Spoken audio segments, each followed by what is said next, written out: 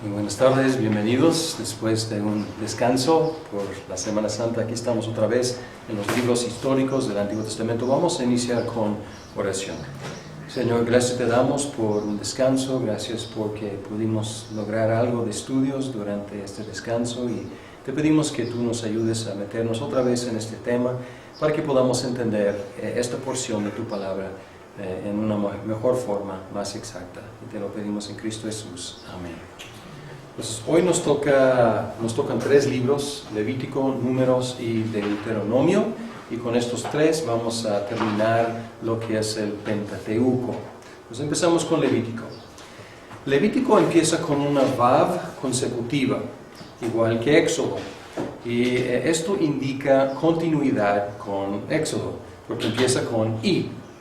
Entonces aquí está ligándose con lo que viene antes. Y también temáticamente hay una fluidez entre Éxodo y Levítico, porque Éxodo termina con la construcción del templo. Entonces es muy natural que el próximo tema sea cómo manejar el templo. ¿Quién maneja? ¿Qué se hace en el templo? Y Levítico da la respuesta a esa pregunta. La mayor parte de Levítico es código religioso, pero las leyes están colocadas dentro de un marco, un contexto histórico del pueblo de Dios entre Egipto y la tierra prometida. Mucho de Éxodo, pues todo Levítico, todo Números y todo Deuteronomio está en esa geografía entre Egipto y la tierra prometida. Y su título en español, Levítico, indica: las leyes son leyes para los levitas. Y por eso muchas veces este libro no es muy accesible inmediatamente para el pueblo, porque no fue escrito precisamente para el pueblo. O sea, es palabra de Dios, es para el pueblo de Dios, pero es muy como técnico, es muy como profesional para la profesión de los sacerdotes, y por lo tanto, pues no es a veces muy accesible. Dillard y Longman lo identifica como historia didáctica, pero esto no es decir nada muy especial acerca de Levítico, porque todo el Pentateuco y todos los libros históricos son historia didáctica. Pero aquí tenemos leyes dentro de un marco histórico. Y hay secciones de Levítico que son narrativa, pero la mayor parte es código, hablando del género de Levítico. Ahora, vamos a hablar un poquito del autor, aunque ya hemos tocado el tema, porque hablamos del autor del Pentateuco en general. Sin embargo, vale la pena hablar de cada libro individualmente también, su autor y las diferentes cuestiones alrededor de la autoría de los diferentes libros del Pentateuco. Levítico, como todos los libros históricos, es anónimo, estrictamente hablando. No dice pues, quién haya sido el autor. Sin embargo, empieza en el primer versículo y menciona 56 veces que Dios llamó a Moisés o que Dios habló con Moisés. Entonces, muchas veces a través del libro dice eso. Pues esto da la impresión de ¿qué? Pues estamos leyendo lo que Dios dijo a Moisés. Así que se presenta como la continuación de la revelación de Dios a su pueblo por medio de Moisés. Pues así se presenta. Bien. Y no vamos a hablar más, o sea, pueden referirse a la crítica alta ya pues de Wellhausen y todo eso. No vamos a hablar más de eso en cuanto al autor. Pero hablando de la fecha, si Levítico es mosaico, la fecha ya tenemos, porque es la fecha de Moisés. Aunque hay debate, ¿se acuerdan? Hay debate en cuanto a la fecha del Éxodo, si es el siglo XIII o el siglo XV, pero pues la fecha obviamente tiene que corresponder a las fechas de Moisés, sean las que sean. Harrison presenta evidencia interna, que es interesante, en relación a las prácticas en el Medio Oriente en el segundo siglo antes de Cristo. Y él dice, y él tiene bastante evidencia ahí, para decir que las profesiones en el segundo siglo antes de Cristo solían tener sus manuales escritos.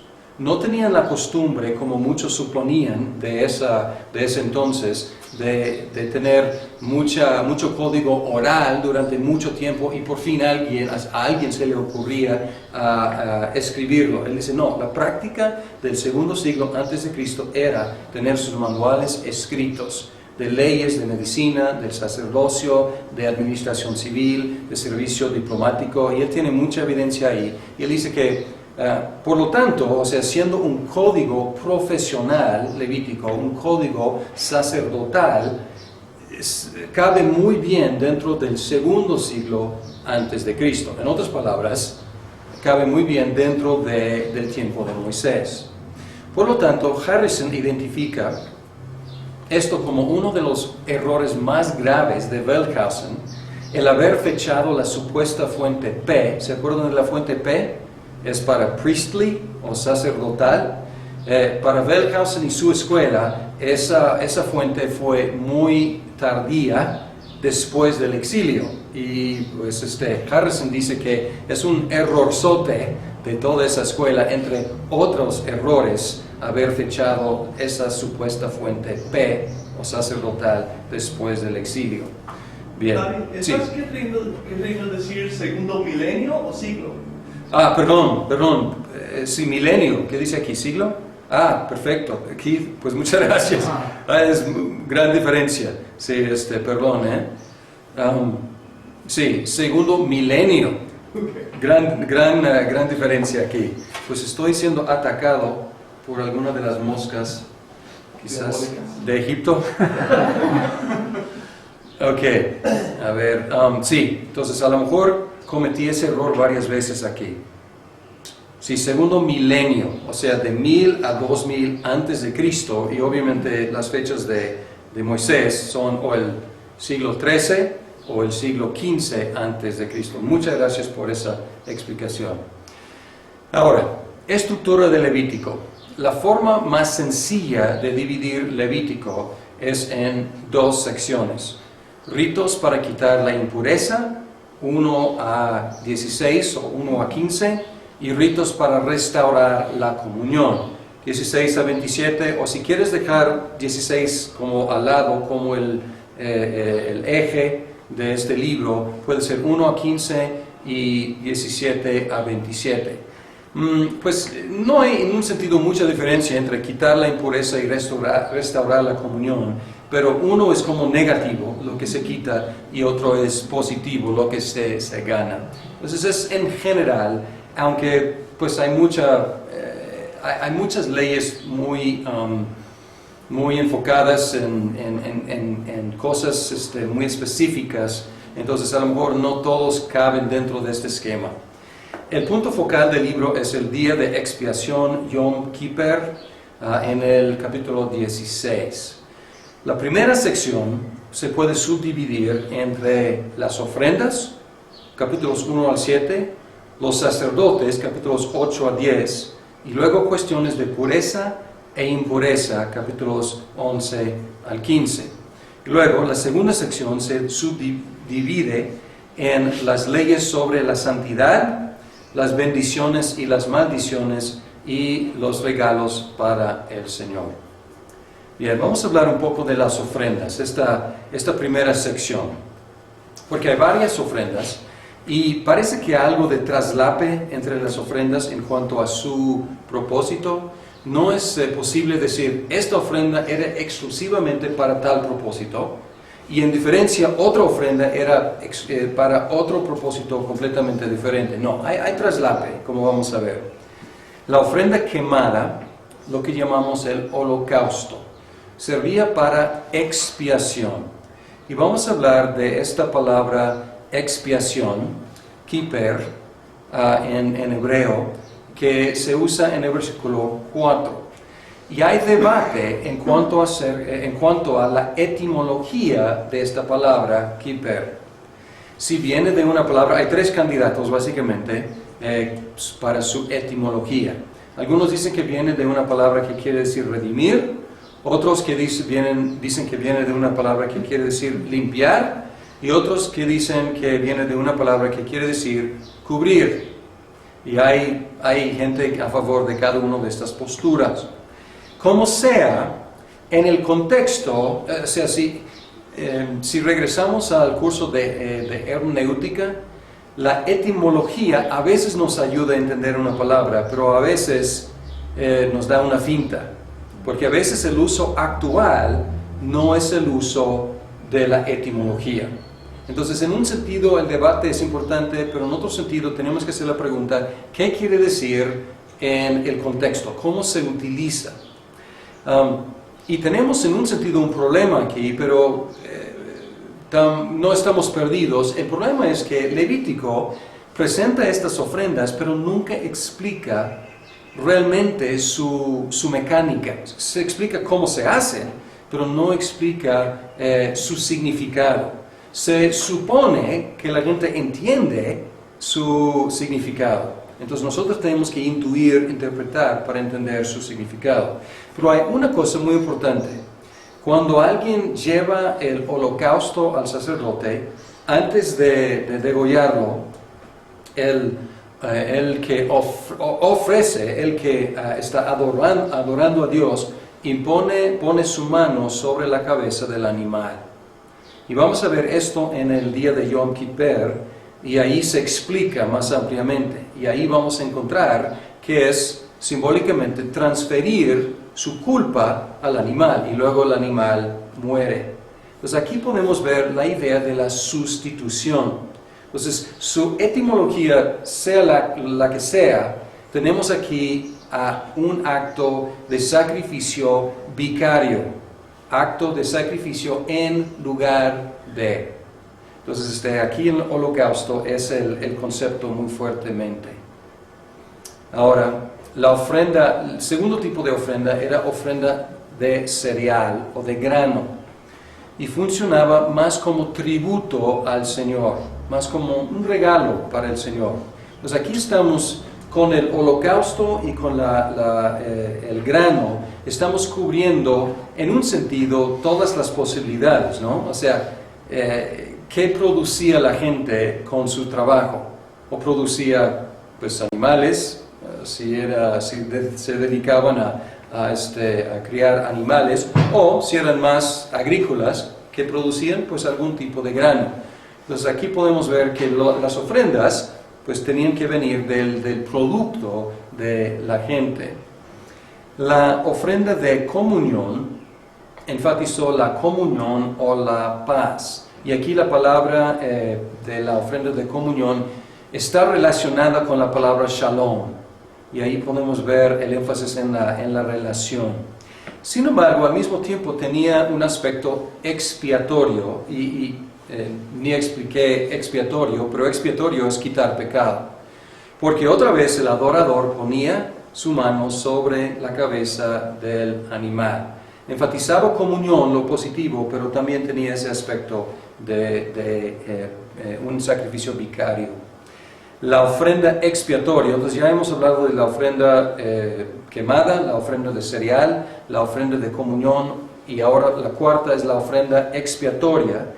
Tenía que ver con quitar el pecado no intencional del sacerdote, del pueblo, del líder del pueblo o de un miembro del pueblo. O sea, del pueblo en general, un pecado que todo el pueblo cometió, o un sacerdote, un líder o un miembro individual. Y hay descripciones de rito para cada uno de estos casos. Pero aquí cubre los pecados no intencionales.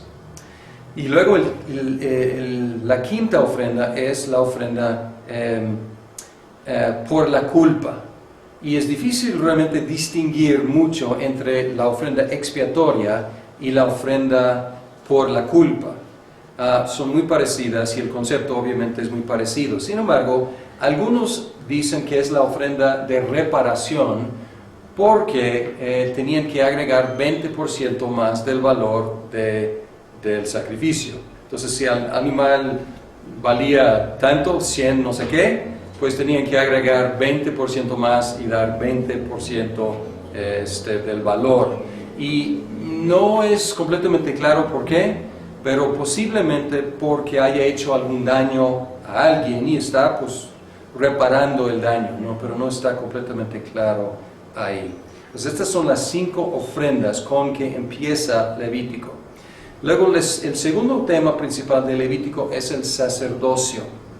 La sección de 6:8 a 7:38 da instrucciones para los sacerdotes. Y luego la sección 8 a 10 es la narrativa de la ordenación de Aarón y sus hijos y el inicio de su ministerio. Y luego trágicamente, inmediatamente viene la muerte de 2 de sus hijos, Nadab y Abiú. ¿Por qué? Porque se les ocurrió presentar a Dios una ofrenda, pero no fue una ofrenda autorizada. A lo mejor bien intencionada, pero ellos presentaron algo no autorizado por Dios. Y ellos pagaron con sus vidas, por ir más allá de su autoridad. Entonces hay algo muy sobrio ahí, muy solemne, todo muy alegre, ordenación de Aarón y sus hijos, y luego, por pasarse, la muerte de 2 de ellos de inmediato. Luego, pureza. El tercer tema principal de Levítico es la pureza. Y hay reglas que tienen que ver con pureza y purificación en relación a los animales que se comen o se tocan. Y hay reglas en cuanto a cuáles animales son limpios y cuáles son inmundos, si se comen o si se tocan. El alumbramiento, o sea, el parto. Las enfermedades cutáneas en las personas, los artículos y las casas. Y aquí están agrupadas juntas estas enfermedades como si todos fueran de la misma categoría. Y pongo aquí cutáneas porque es como si está en tu piel, o si está en tu bolsa, o en tu saco, o en tu pared, está en la piel de la cosa, o sea, en tu piel, o la piel de la casa, o la piel de del artículo de ropa, la prenda, o algo así. Por eso están juntos. Ahora, en traducciones anteriores, todo ha sido llamado lepra. Pero analizando el texto, lepra puede ser lo que se llama hoy en día la enfermedad de Hansen, que es la lepra, o sea, técnicamente, puede ser una de las posibilidades. Pero si leemos el texto podemos encontrar que pues está hablando de cualquier enfermedad de la piel.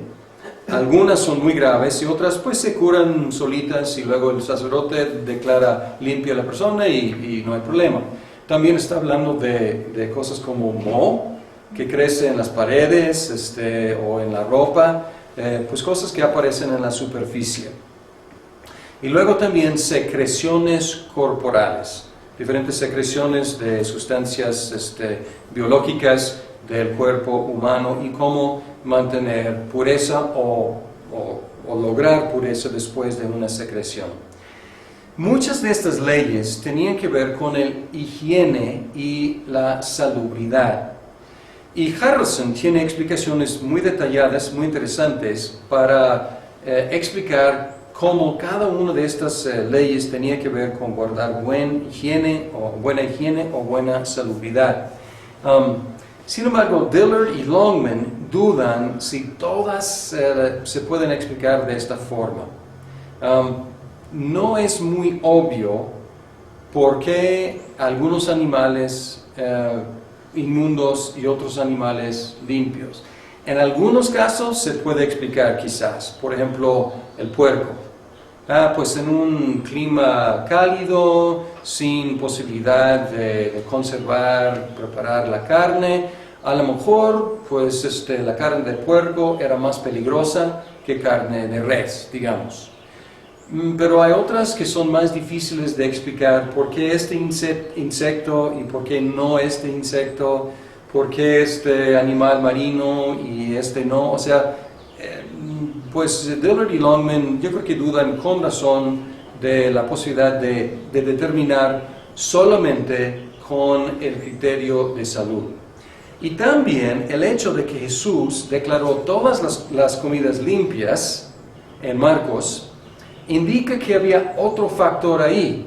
Porque si estas comidas hubieran sido dañinas, o sea, siempre es difícil entender por qué Jesús luego habría permitido comer de esas cosas dañinas. Entonces, pues Jesús declaró todo limpio, entonces parece que otro factor operaba, pero como digo, es difícil para nosotros a esta distancia entender por qué un animal sí y otro animal no. Aunque mucho, como digo, mucho se puede explicar viendo desde nuestra perspectiva, con nuestro conocimiento de bacteria, de virus, de pudrimiento, etcétera, etcétera, podemos ver, pues ya entiendo, eso tiene mucha razón en su contexto. Bien, ya llegamos al clímax o al eje, al punto focal de Levítico, que es el día de expiación, Yom Kippur. Era una ceremonia anual para expiar los pecados del sumo sacerdote y del pueblo. Y había 4 animales mencionados.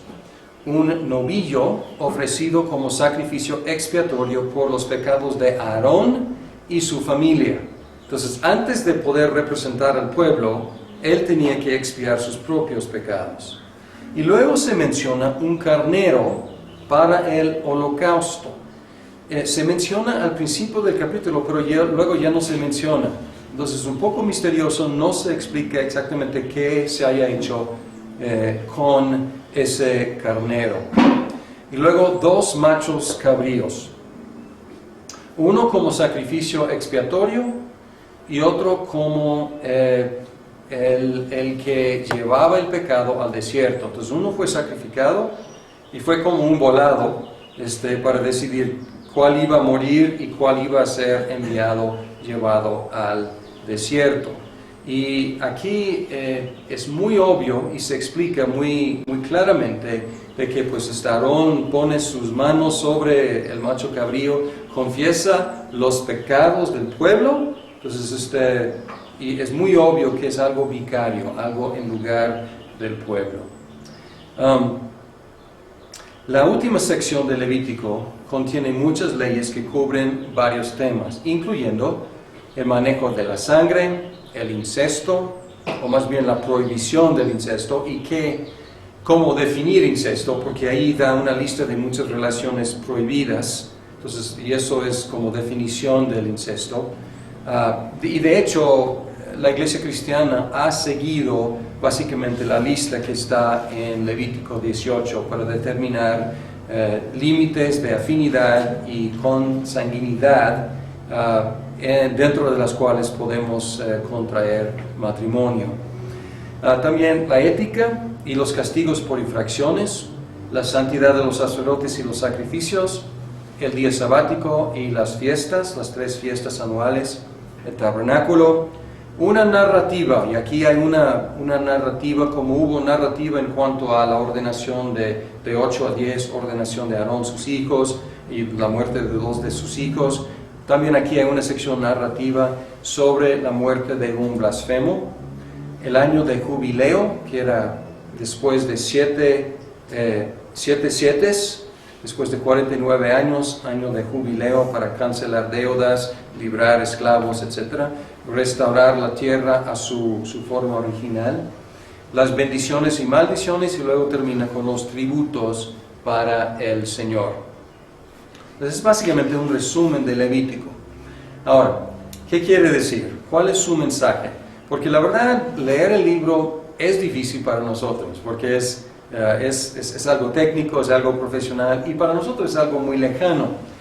Pero tiene mensaje todavía bastante importante para los cristianos. El mensaje central de Levítico es: yo soy el Señor vuestro Dios, por tanto consagraos y sed santos, porque yo soy santo. Es 11:44, es un buen resumen del mensaje de Levítico. Y en un sentido, todo lo que se contiene, todos los detalles de todas las leyes y las normas y las prohibiciones y los mandatos, tienen que ver con guardar la santidad del pueblo de Dios. O, en caso de haber perdido la santidad, restaurar el pueblo de Dios a un estado de santidad delante de Él. Pedro cita este texto en su exhortación a los cristianos. Dice lo mismo, pues no ha cambiado.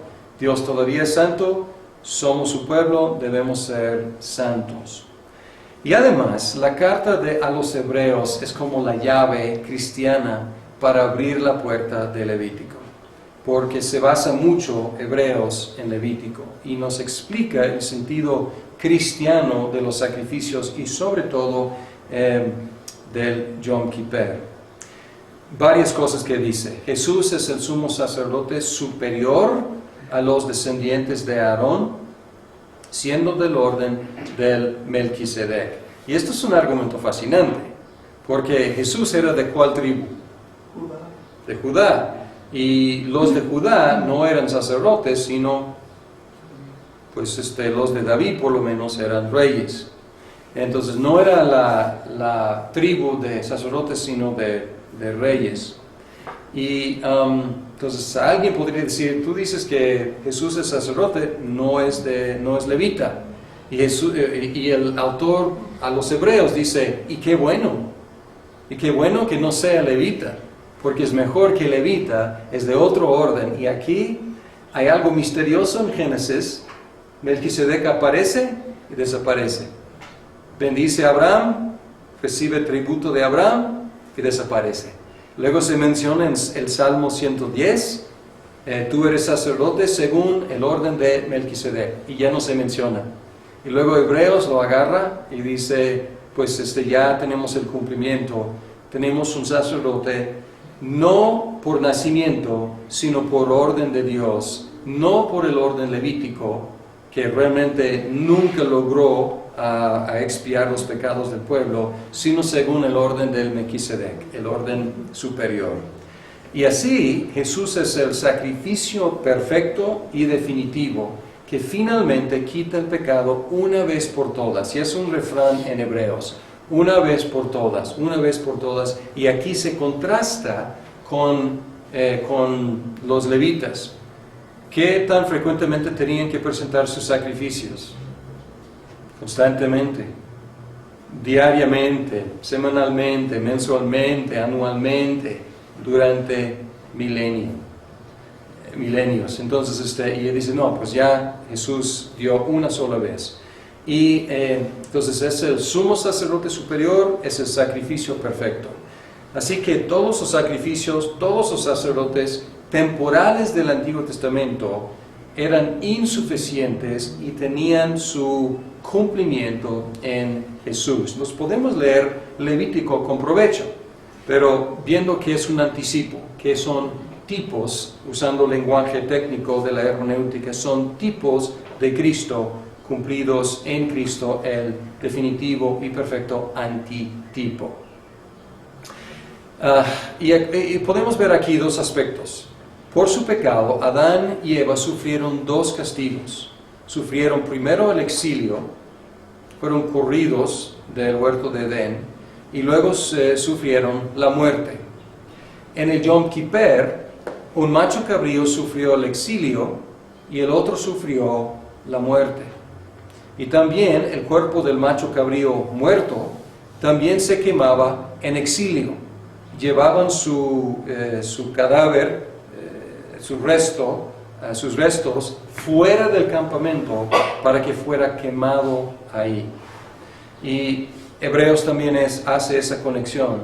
Jesús sufrió el exilio y sufrió la muerte, siendo crucificado ¿dónde?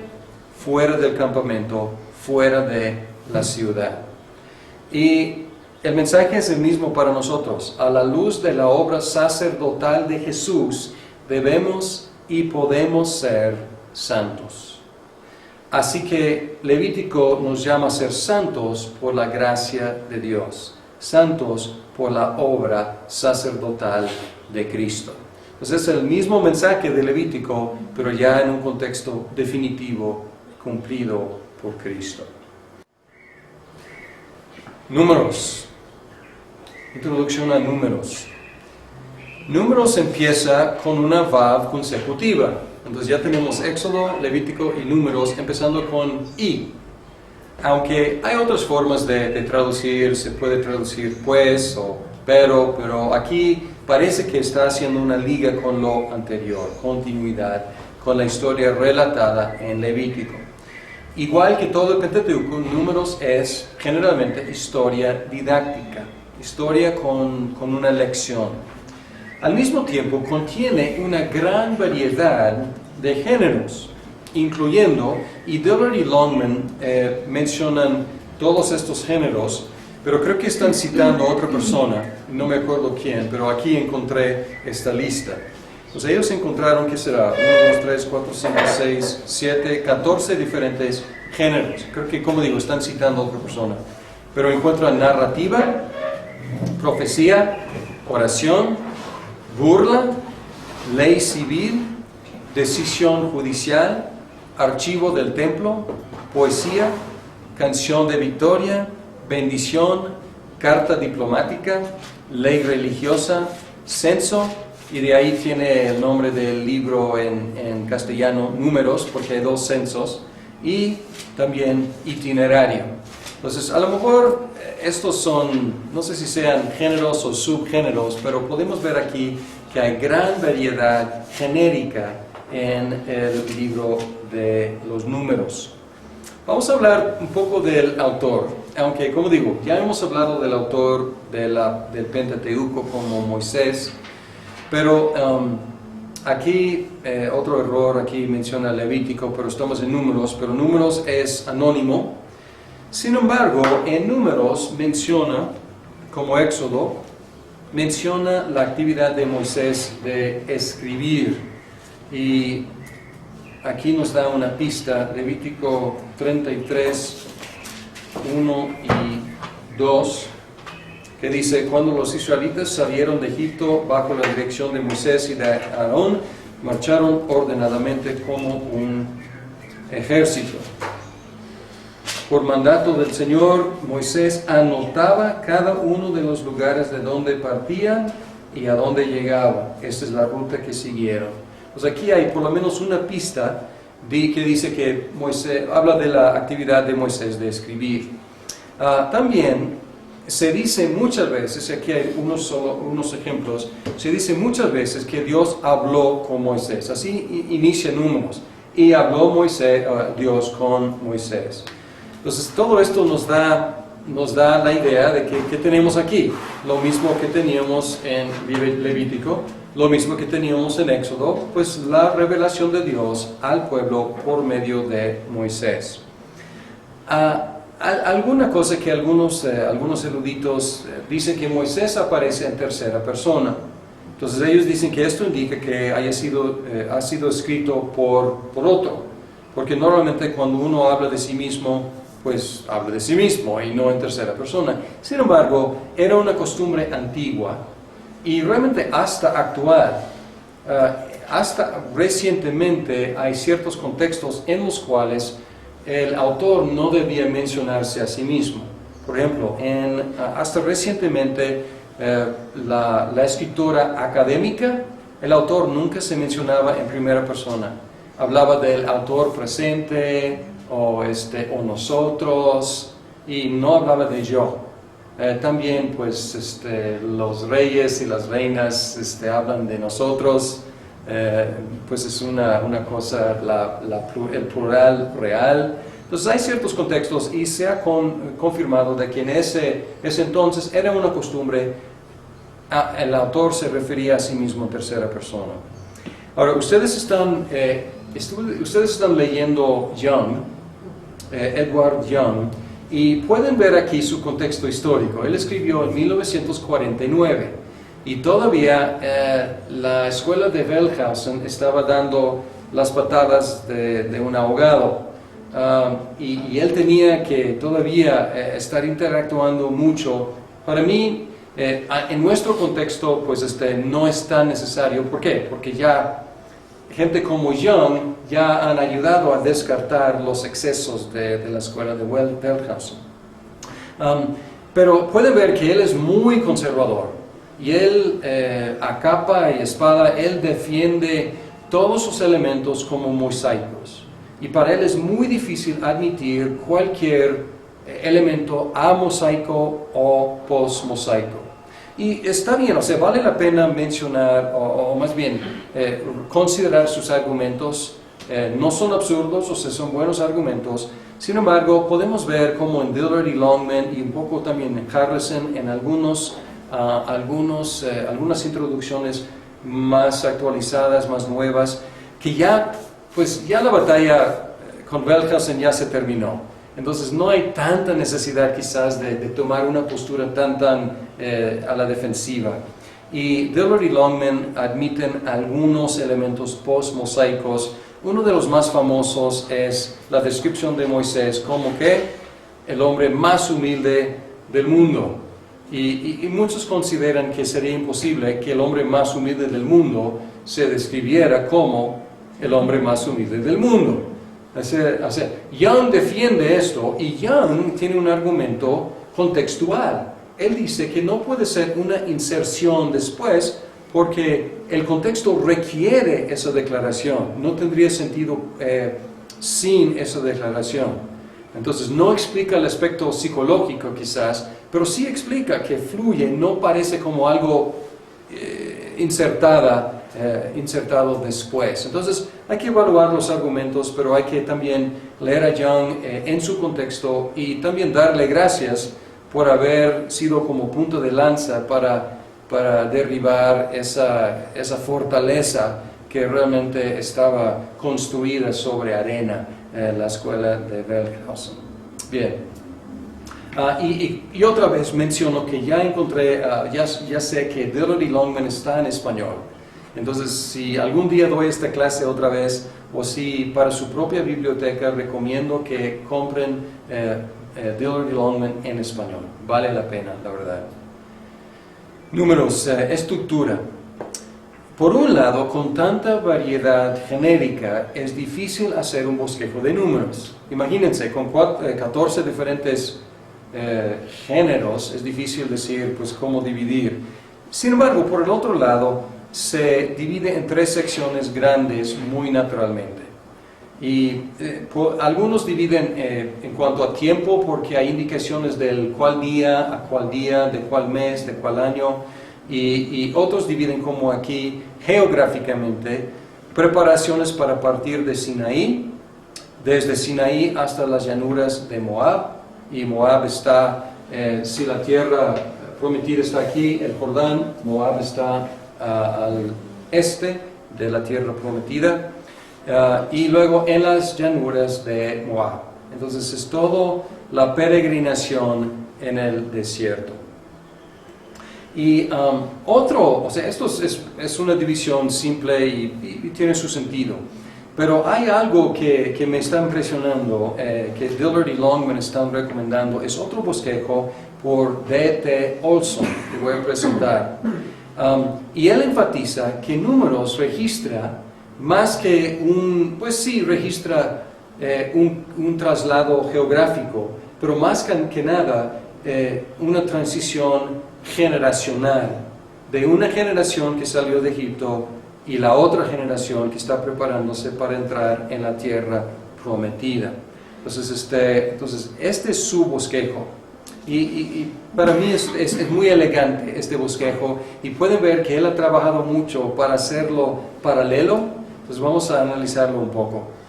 Dice primero el fin de lo viejo y luego el nacimiento de lo nuevo. Entonces esto es muy elegante, ¿no? O sea, fin de lo viejo, nacimiento de lo nuevo. Entonces, fin de lo viejo, primeros 25 capítulos. Y él lo describe así: la primera generación del pueblo de Dios, salido de Egipto, marchando en el desierto. Y luego la segunda sección, la segunda generación del pueblo de Dios, preparando para entrar en la tierra prometida. Y luego él hace paralelo entre las subsecciones también. La subsección A, preparación inauguración de la marcha del pueblo santo de Israel, capítulos 1 al 10, y luego ciclo de rebelión, muerte y redención del pueblo santo de Israel, con elementos de esperanza, pero finalmente fracaso y muerte. Entonces, preparación y luego rebelión, muerte y redención.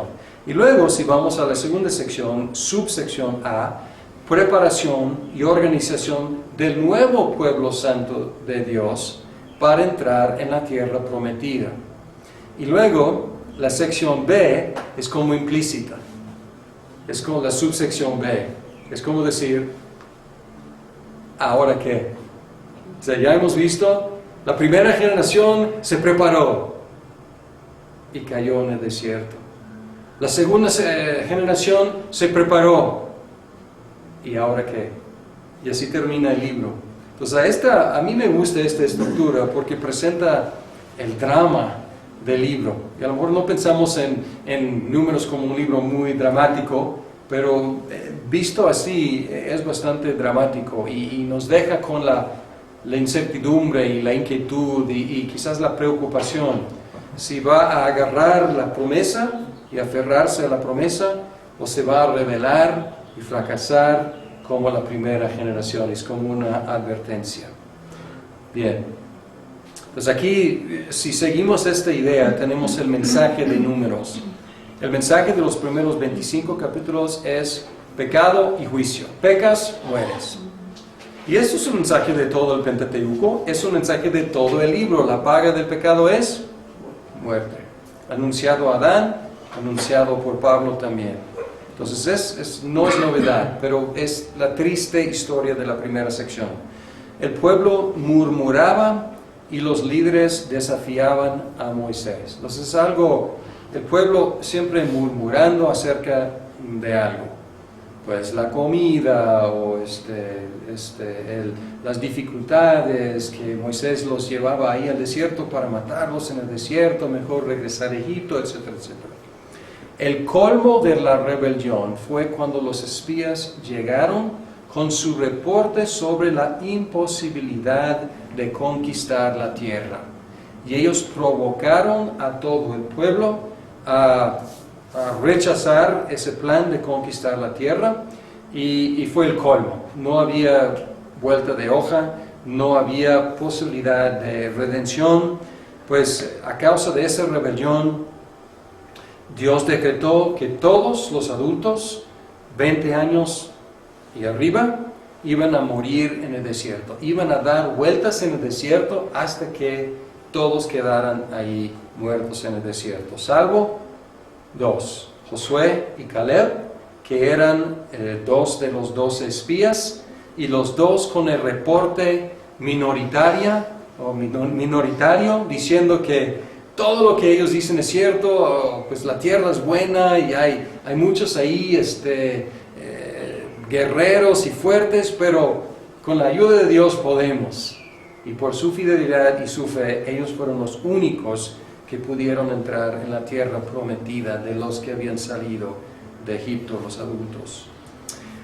Al mismo tiempo, la fidelidad de Dios es manifiesta en todo el libro, porque no abandonó a su pueblo. Y aún en esta última rebelión, no abandonó su pueblo. O sea, castigó la parte adulta, pecadora, murmuradora. Sin embargo, dio otra posibilidad a su pueblo a seguir adelante. Y el tono de la segunda sección es positiva y esperanzador. Es otro tono. Pues hay problemas, pero se resuelven. Hay batallas, pero se ganan. Y ya no se menciona. Es interesante que en la segunda sección ya no se menciona gente de la generación anterior. Ya es un nuevo día. Ya es un nuevo amanecer. ¿Y cuál es el mensaje para nosotros? Pues no tenemos que realmente pues tratar de averiguar, porque tenemos un texto en el Nuevo Testamento que nos explica muy claramente cuál es su mensaje para nosotros. Y Pablo utilizó esta historia para predicar a los cristianos. Es una sección de 13 versículos, pero creo que vale la pena leer esta sección en su totalidad, para que podamos ver la hermenéutica de Pablo aplicando la historia de Israel a nuestra situación. Dice aquí: no quiero que desconozcan, hermanos, que nuestros antepasados estuvieron todos bajo la nube y que todos atravesaron el mar. Todos ellos fueron bautizados en la nube y en el mar para unirse a Moisés. Todos también comieron el mismo alimento espiritual y tomaron la misma bebida espiritual, pues bebían de la roca espiritual que los acompañaba, y la roca era Cristo. Sin embargo, la mayoría de ellos no agradaron a Dios y sus cuerpos quedaron tendidos en el desierto. Todo eso sucedió para servirnos de ejemplo, a fin de que no nos apasionemos por lo malo como lo hicieron ellos. No sean idólatras como lo fueron algunos de ellos, según está escrito: se sentó el pueblo a comer y a beber y se entregó a desenfreno. No cometamos inmoralidad sexual como algunos lo hicieron, por lo que en un solo día perecieron 23,000.